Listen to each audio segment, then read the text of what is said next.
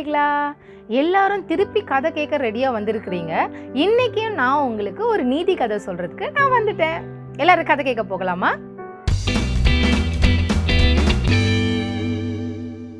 Okay, எல்லாரும் கதை கேட்கணும் அப்படின்னா நம்ம ஒரு விஷயம் செய்யணும். நீங்க அதை செஞ்சாதான் நம்ம கதை கேட்க போக முடியும். எல்லாரும் ரெடியா இருக்கீங்களா? செய்யலாமா? 1 2 3 வெரி குட். ரொம்ப அழகா சொன்னீங்க. திருப்பி சொல்லலாம், இன்னும் நல்லா சத்தமா சொல்லணும். 1 2 3 வெரி குட். எல்லாரும் ரெடி ஆயிட்டீங்க.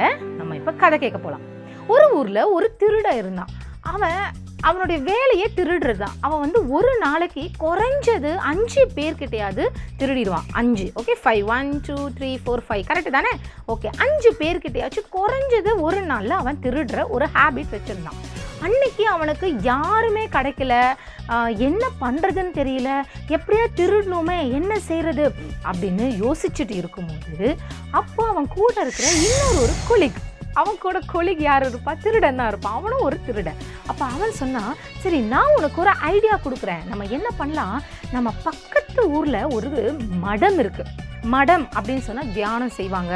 அங்கே நல்ல காரியங்களை பற்றி பேசுகிற ஒரு இடம் இருக்கும். மடம் அங்கே இருக்குது. அந்த ஒரு குருகுலத்தில் போய் நம்ம என்ன செய்யலாம்னா, அவங்க பல ஊருக்கு போய் பல நாட்டுக்கு போய் அவங்க அந்த இடத்துல பொக்கிஷங்கள் எல்லாம் சேர்த்து வச்சிருக்கிறாங்க. ஸோ அந்த பொக்கிஷங்கள் எல்லாம் நம்ம போய் எடுத்துக்கலாம். நீ என் கூட வரியா அப்படின்னு சொல்லி கேட்டப்ப 2 பேரும் பார்ட்னர்ஷிப் போட்டுக்கிட்டாங்க. சரி ஓகே வா போகலாம், நம்ம போய் எடுக்கலாம் அப்படின்னு சொல்லி அவங்க நேராக மடத்துக்குள்ளே போனாங்க. அவங்க சேர்த்து வச்சுருந்த, அவங்க சம்பாதிச்சு வச்சுருந்த அந்த பொருட்களை எல்லாம் எடுக்க ஆரம்பித்தாங்க. அப்போ அதுலேருந்து ஒரு குருமார் என்ன பண்ணார், அவர் முழிச்சிட்டாரு. அவர் முழிச்சு, தம்பி நீ என்ன பண்ணிட்டு இருக்கீங்க அப்படின்னு சொல்லி கேட்கும்போது அவன் சொன்னான், நான் திருட வந்திருக்கேன். ஏன்னா என்னோட வேலை திருடுறது. ஆக்சுவலி எனக்கு எங்கேயுமே கிடைக்கல, எனக்கு என்ன பண்ணுறதுன்னு தெரியல, அதனால நான் இங்கே திருடுறேன் அப்படின்னு சொல்லி அவன் டைரெக்டாக ஓப்பனாக சொன்னான்.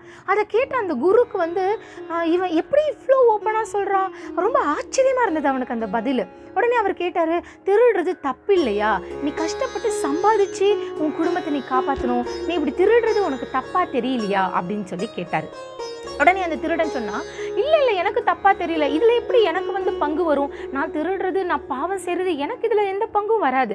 இதுல 5ல் 1 பங்கு மாத்திரம்தான் எனக்கு வரும், மீதி 4 பங்கு எனக்கு வராது அப்படின்னு சொல்லி சொன்னான். உடனே அந்த குருக்கு பயங்கர ஒரு ஷாக்கா இருந்துச்சு. அவர் கேட்டாரு, என்ன சொல்ற நீ, எனக்கு புரியலையே. திருடுறது பாவம், அதுவும் மற்றவங்களுடைய பொருளை நீ கொள்ளையடிக்கிற, அப்ப அந்த பாவம் உனக்கு வராதுன்னு சொல்ற, 5ல் 1 பங்கு தான் வரும்னு சொல்ற, எனக்கு புரியலையே தம்பி அப்படின்னு கேட்டப்ப அவன் சொன்னான், நான் திருடுறது எனக்காக மாத்திரம் இல்லை, என்னுடைய அப்பாக்காக, என்னுடைய அம்மாக்காக, என்னுடைய மனைவிக்காக, என்னுடைய பிள்ளைக்காக, அப்புறம் எனக்காக. ஸோ நான் மொத்தம் 5 பேருக்காக தானே திருடுறேன். அப்போ வெறும் எனக்கு திருடுற பாவம் மாத்திரம் தானே எனக்கு வரும், இந்த 4 பேருடைய பாவம் எனக்கு வராது, அவங்களுடைய பாவம் அவங்களுக்கு சேரும் அப்படின்னு அவன் சொன்னான். உடனே குரு சொன்னார், அப்படியா, சரி நான் உனக்கு ஒரு சான்ஸ் தரேன், நீ நேராக உன் வீட்டுக்கு போ. நீ வீட்டுக்கு போய், நான் திருடுற தொழில் தான் செய்கிறேன், அதனால எனக்கு 1 பங்கு வரும், உங்களுடைய ஒவ்வொருத்தர் பங்கையும் நீங்கள் எடுத்துக்கிறீங்களா அப்படின்னு போய் நீ அவங்க கிட்ட கேட்குறியா அப்படின்னு சொல்லி குரு சொன்னார். உடனே அவன் சொன்னான், கண்டிப்பாக நான் போய் சொல்கிறேன், ஏன்னா அவங்களுக்காக தானே நான் திருடுறேன், அதனால் நான் கண்டிப்பாக அவங்க கிட்ட போய் சொல்கிறேன் அப்படின்னு சொல்லி சொன்னான். அப்போ குரு சொன்னார், அவங்க மாத்திரம் நான் ஆமாப்பா நீ எனக்காக செய்கிற, அதனால அந்த 1 பங்கு எனக்கு வரட்டும் அப்படின்னு எல்லாரும் அவங்கவுங்க பங்கை பிரிச்சுக்கிட்டாங்கன்னா இந்த பொருளை நானே உனக்கு எல்லாத்தையுமே தரேன் அப்படின்னு சொல்லி அந்த குரு சொன்னார். உடனே எல்லாரும் ரெடி ஆகிட்டாங்க. உடனே இவன் வீட்டுக்கு போனான். வீட்டுக்கு போகணுன்னா அவங்க வீட்டில் எல்லாரும் இருந்தாங்க. போய் அவங்க அப்பா கிட்ட சொன்னான், அப்பா நான் இவ்வளோ நாள் என்ன வேலை செய்கிறேன்னு தெரியுமா, நான் ஒரு திருடன், நான் திருடி தான் அதில் கிடைக்கிற காசை தான் உங்களுக்கு கொடுத்து இந்த வீட்டை நான் காப்பாற்றுறேன், அதனால அந்த குரு சொன்னார் எல்லா பாவமும் எனக்கு சேரும் அப்படி சொன்னார். எப்படிப்பா அது சரியா வரும், நான் உங்கள் எல்லாருக்காக தானே திருடுறேன், அப்பாக்காக, அம்மாக்காக, என் மனைவிக்காக, பிள்ளைக்காக, எனக்காக தானே நான் திருடுறேன், அப்போ அது எப்படி எனக்கு மாத்திரம் வரும், நீங்களும் இதில் ஒவ்வொருத்தர் பங்கெடுத்துக்கணும்ல அப்படின்னு சொல்லி அவங்க அப்பா கிட்ட கேட்டான். உடனே அவங்க அப்பா சொன்னார், நீ என்ன சொல்கிற, உன்னை நான் பெற்று உன்னை வளர்த்து உனக்கு தேவையான கல்வி உனக்கு நான் எல்லாத்தையுமே கொடுத்தேன், நான் கஷ்டப்பட்டு சம்பாதிச்சு உன்னை காப்பாற்றினேன், இப்போது நீ பெரியவன் ஆயிட்ட, நீ சம்பாதிச்சு ஒரு பெற்றோராக என்னை காப்பாற்ற வேண்டியது உன் கடமை, ஆனால் உன் பாவத்தில் நான் எப்படி பங்கேற்று கொள்ள முடியும், உன்னை நான் திருடன் ஆகணும்னு சொல்லவே இல்லையே, நான் உன்னை திருடு அப்படின்னு சொல்லவே இல்லை, நீயா திருடிட்டு எப்படி அந்த பங்கு எனக்கு வரும்னு சொல்கிற, நான் எடுத்துக்க மாட்டேன்ப்பா அப்படின்னு சொல்லி அவங்க அப்பா சொல்லிட்டார்.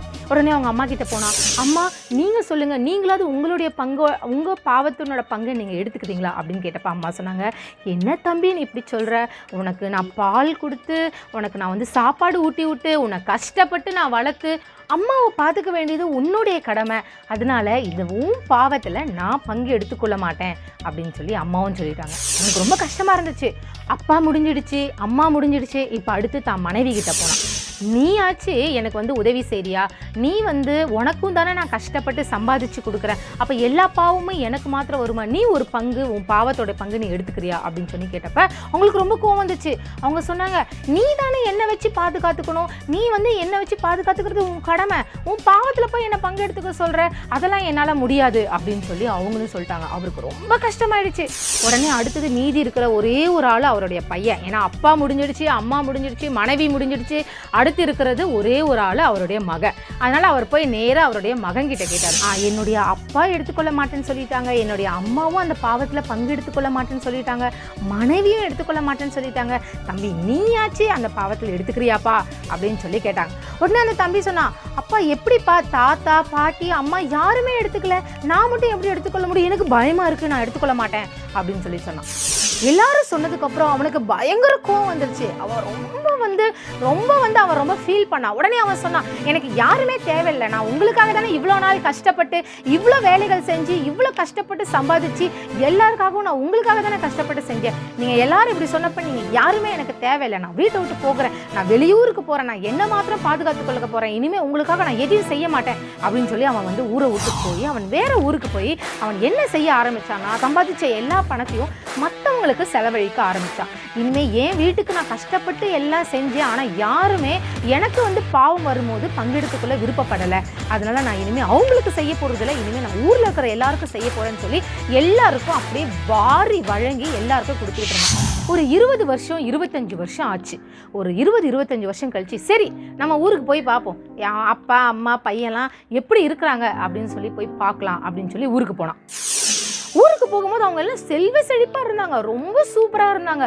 இவனுக்கு ரொம்ப ஷாக்காக இருந்துச்சு. அவன் போனால், எல்லாரும் எப்படி இவ்வளோ நல்லா இருக்கீங்க, நான் வந்து ஒன்றுமே உங்களுக்கு செய்யலையே, உங்கள் எல்லாருக்கும் நான் செஞ்சு கொடுத்தேன், அப்போ எல்லாரும் வந்து நீங்கள் வந்து என் பாவத்தில் பங்கெடுத்துக்கொள்ள மாட்டேன்னு சொல்லிட்டீங்க, நான் உங்கள் எல்லாரையும் விட்டுட்டு போயிட்டேன், நீங்கள் நல்லா இருக்க மாட்டீங்கன்னு நினச்சேன், எப்படி நீங்கள் எல்லாரும் இவ்வளோ நல்லா இருக்கிறீங்க அப்படின்னு சொல்லி அவன் கேட்டான்.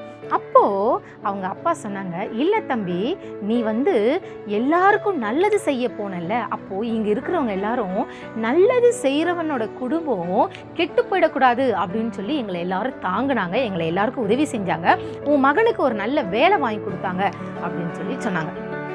அவனுக்கு ரொம்ப ஒரு வித்தியாசமாக இருந்தது. அவன் நேராக அந்த மடத்துக்கு போனான். அந்த குருவை பார்த்து அவன் சொன்னான், சாமி நீங்கள் சொன்னது எல்லாமே கரெக்டு, ஏன்னா நான் பாவத்தை நான் விருப்பப்பட்டு மற்றவங்களுக்கு கொடுக்கும்போது அதில் யாரும் பங்கெடுத்துக்கொள்ள இஷ்டப்படவே இல்லை, எனக்கு வேண்டாம் அப்படின்னு சொல்லி சொன்னாங்க. ஆனால் நான் மற்றவங்களுக்கு நல்லது செய்யும் போது என்ன அறியாமலே அந்த நல்லது, அந்த நற்கிரியைகள் என் வீட்டில் இருக்கிறவங்கள பாதுகாத்துருக்கு, அதனால எனக்கு ரொம்ப சந்தோஷமாக இருக்குது, நான் அதனால் இதை அப்படியே கண்டினியூ பண்ண போகிறேன் அப்படின்னு சொல்லி அவன் சொன்னான். குட்டி தம்பி தங்கச்சி, நீ பார்த்துக்கிட்டு இருக்கீங்கல்ல, எவ்வளோ ஒரு பெரிய ஒரு நல்ல விஷயம் இல்லை? நம்ம மற்றவங்களுக்கு நல்லது செய்யும்போது நம்மளுடைய குடும்பமும் நம்மளை சுற்றி இருக்கிறவங்களும் எப்போவுமே நல்லா இருப்பாங்க. ஆனால் நம்ம விருப்பப்பட்டு நம்மளாக ஒரு பாவம் செஞ்சு அதை மற்றவங்களுக்கு நம்ம கொடுக்கணும்னு சொல்லப்போ யாரும் அதில் விருப்பப்பட மாட்டாங்க.